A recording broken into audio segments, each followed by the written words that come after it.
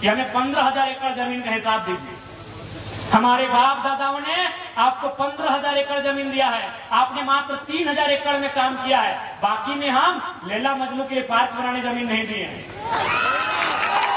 हम वो बात कहने आए हैं जो बात कहने से अर्जुन मुंडा, सुदेश महतो, बाबूलाल मरांडी और हेमंत सोरेन की हालत खराब हो जाती है। हम गांधी को मानते हैं, गांधी के आदर्शों को मानते हैं, लेकिन गांधी को हर चीज को नहीं। मेरी उम्र 29 साल है, कोई कहेगा कि एक गाल में मारेंगे तो उसे हार देंगे, भैया नहीं होगा।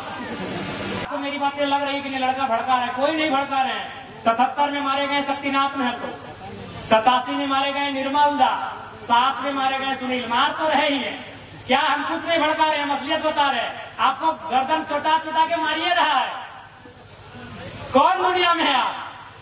77 में कोयला माफियाओं ने मारा, उसमें टाटा का रोल था, टाटा के जीएम का। आज हम खड़े होकर 1000 बार बोले हैं, टाटा सिल्वा में भी टाटा है, टाटा के जीएम ने पैसा दिया था मारने के लिए। 77 में शहीद शक्तिनाथ महतो को मारा गया, गठबंधन के गोली मारा गया। 87 आपको मालूम है निर्मल दास, क्या कारण था? झारखंड का तो मटर था ही, सुवर्ण रेखा नदी बहुउद्देशीय परियोजना, कंपनी का रोल वहां भी था।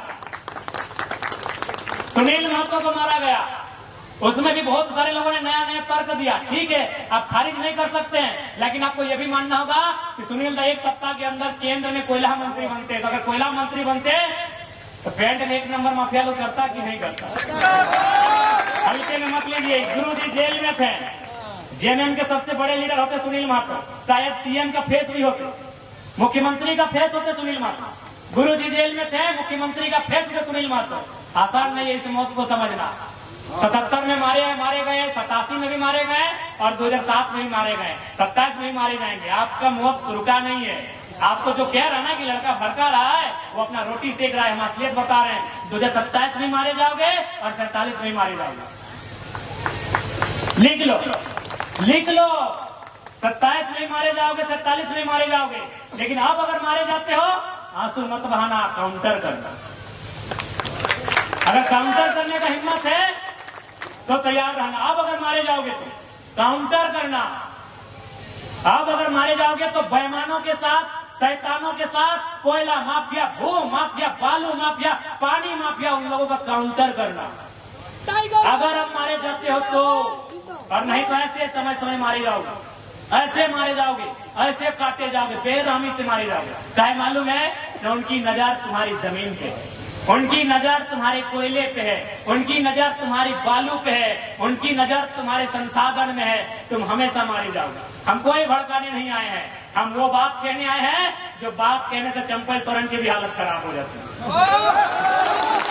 हम वो बात कहने आए हैं जो बात कहने से अर्जुन मुंडा, सुदेश महतो, बाबूलाल मरांडी और हेमंत सोरेन की हालत खराब हो जाती है।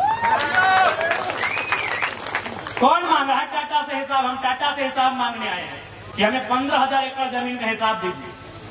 हमारे बाप दादाओं ने आपको 15,000 एकड़ जमीन दिया है, आपने मात्र 3,000 एकड़ में काम किया है, बाकी में हम लैला मजनू के लिए पार्क बनाने जमीन नहीं दिए हैं। हमने रियल एस्टेट को बेचने के लिए जमीन नहीं दिया है। हमने बांग्लादेश से आए लोगों को और गैर झारखंडियों को बसाने के लिए जमीन नहीं दिया है। हमने कारखाना खोलने के लिए दिया है। पूरे 15,000 एकड़ में काम कीजिए और उस काम का दाम झारखंडी को दीजिए। कौन सवाल करेगा? करेंगे चंपा जी, कीजिए सदन में सवाल। देखते हैं, गए विद्युत जी संसद भवन गए हैं, कीजिए सवाल। जोबा मांझी संसद गई है, जोबा जी करे सवाल, सुदेश जी करे सवाल, हेमंत जी करे सवाल। हम आपके सवाल को लेकर आए हैं, वो सवाल जो 70 सालों से दफन हो गई थी, उस सवाल को लेकर आए हैं। कोई गलत नहीं हमारा सवाल, कोई गलत नहीं हमारा सवाल। हमने रियल एस्टेट बेचने के लिए जमीन नहीं दिया। बीएसएल बोकारो 33,000 एकड़ जमीन, चारों तरफ खटाल तो भरने के लिए हमने जमीन दिया है क्या? सिंदरी, एफसीआई, पूरा मैदान खाली है। कम से कम 3-4 किलोमीटर तक लंबा मैदान खाली है। जहां हम लोग अधिवेशन किए तब देखेंगे मैदान को, किसका है? झारखंड के लोगों का है। 52 गांव, लगभग 52 गांव उजड़े हैं सिंदरी में, उनका जमीन है। तो चाहे नहीं सवाल होगा, आपकी हैसियत जितना थी उतना जमीन रखिए, नहीं तो वापस कीजिए। कभी हम मानेंगे ये किसानों का देश है, कभी मानेंगे ये महात्मा गांधी का देश है, कभी मानेंगे ये भगत सिंह का देश है, और नहीं तो चीख चीख के कहेंगे ये ये जनरल डायर का देश है, ये चैंपलिन चार्लिन क्या बोलते हैं उनका देश है। जब गांधी के विचारों को मानेंगे तो हम क्यों मानेंगे? केवल अब कंपनी की बात करते हैं। आप हंसते हो, जंगल उजाड़ दिए, हजारों आदिवासी को वहां से विस्थापित कर दिए। आज भी जनरल डायर जिंदा है। आज भी जनरल डायर इन हवाओं में, इन वादियों में, सत्ता में भी जिंदा है। जनरल डायर सत्ता में जिंदा है। आप उधम सिंह कब बन रहे हैं, ये तैयारी आपकी है। अच्छा, अभी एक मेडलिस्ट हमारी बहाल हो गई। क्या लगता है इसमें राजनीति नहीं है? मैं ये इस विषय पे हम बात नहीं कर रहे हैं। या तो सोना जीतती या तो रजत जीतती। और किनको तकलीफ थी? जो सत्ता में बैठे हैं। क्यों? तो कुछ दिन पहले वो सत्ता से पिट के गई है, उसका जोरदार नाम होता है इसमें। एक एंगल आप इसको तराशिए, वहां पर 1% ही तराशिए, लेकिन इस एंगल को तराशना होगा कि जो 4 को उठा के एक दिन में पटकती है और फाइनल के दिन ड्रॉप आउट हो जाती है। मजाक नहीं है मेरे साथी। एक अब दक्षिण भारत में एक फिल्म देखे होंगे, एक मिस यूनिवर्स का कंपटीशन था। जो लड़की जीतने वाली थी उसको बोले हरा दो, उसका जो गुंडा था वो उसको हराइए, उसको हरा दिया गया। तो ये ओलंपिक में भी और खेल में भी सब कुछ हो सकता है। ज्यादा नहीं कहेंगे इसमें। आपको थोड़ा सा एंगल तराशना हो, क्योंकि वो इस देश से पिट के गई थी, इस देश की सड़कों से घिसट के गई थी। और अगर वो ओलंपिक से मेडल लेके आती तो वो बादशाह बन गया। और ये शायद कुछ लोगों को मंजूर नहीं था। अब वो कौन लोग हैं आपका प्रश्न। इसलिए ये जो आवाज आई है, ये आवाज गलत नहीं है। थोड़ा तरीका हमारा बोलने का हो सकता है एग्रेसिव। अब 29 साल के हैं तो क्या भाई भगत सिंह की उम्र में गांधी जैसा बात थोड़ी कर पाएंगे। हम गांधी को मानते हैं, गांधी के आदर्शों को मानते हैं, लेकिन गांधी को हर चीज को नहीं। मेरी उम्र 29 साल है। कोई कहेगा कि एक गाने मारेंगे तो 8 महीने भैया नहीं होगा। हम गांधी के विचारों को मानते हैं, लेकिन 100% जिस उम्र में है शायद संभव नहीं है। तो हो सकता है मेरे बात करने का लहजा थोड़ा एग्रेसिव होगा, स्वाभाविक है। जिस उम्र में होगा ही, हम भी दादाजी की उम्र में आ जाएंगे तो हम भी प्यार से बात करेंगे, हम भी नॉर्मल बात करेंगे। लेकिन अभी मेरा उम्र है और आग्रह करेंगे इस उम्र के इस तूफान को, इस आंधी को रोकिए मत, साथ दीजिए, फिर देखिए होता क्या है। क्या होता हो तो दिखा है ना। बन्ना गुप्ता अनीता दीदी का जमीन हड़प रहा था ना, कौन मान नील मामला है। खाली हमने इतना ही कहा था, नवीन दैयत बात हुई थी कि बोल दीजिए कि हम पुरलिया पार कर रहे हैं। बन्ना गुप्ता अपना टेंट उखाड़ के भागा कि नहीं। और हम खाली एक मैसेज दिए कि हम पुरलिया पार कर रहे हैं, हमारा आ जाते तो क्या होता।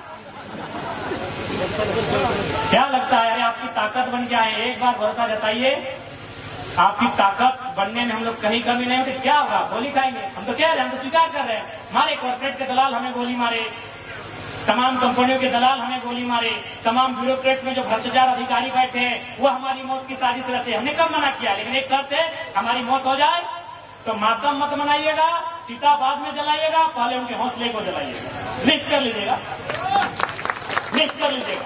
जैसे चांडिल डैम, आपको मालूम है कि चांडिल डैम की समस्या किसके कारण है, किस पदाधिकारी में, किस ऑफिसर के कारण चांडिल डैम की समस्या है, लेके डूब जाइएगा।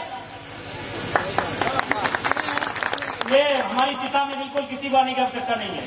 10 दिन पड़ा रहेगा, 10 दिन बर्फ में डाल के रखिएगा, 1 महीना बदबू मारेगा हमारी बॉडी से, मारने दीजिएगा। हमारा बॉडी सड़ जाए, सड़ने दीजिएगा। लेकिन सच में अगर गुस्सा लगे तो उनके हौसले को जला के जाइएगा, चिता जलाने। नहीं तो आप मारे जाएगा। हम नहीं कह रहे, जो भी आपके लिए आवाज उठाए, हम रहे, चाहे जयंती मुंडा रहे, चाहे कोई रहे, तरुण महतो रहे, भूपेश महतो रहे, चेतन महतो रहे, या कोई रहे, अनिता हेम्ब्रम रहे, सोनामणि टुड्डू दीदी रहे, सविता दीदी रहे, कोई रहे, जो आपके हक के लिए लड़ रहा है, अगर उसके साथ रतिलाल महतो जैसी वारदात दोहराई जाती है तो याद रखिएगा, चिता बाद में जलाइएगा, पहले उनके हौसले को जलाइएगा, क्योंकि ऐसा अवसर बार बार नहीं आएगा। कोई नहीं। मजबूरी में ये बातें आज हमें कहनी पड़ रही, क्योंकि सीधी अंगुली से यहाँ घी निकलता हुआ नहीं दिख रहा है।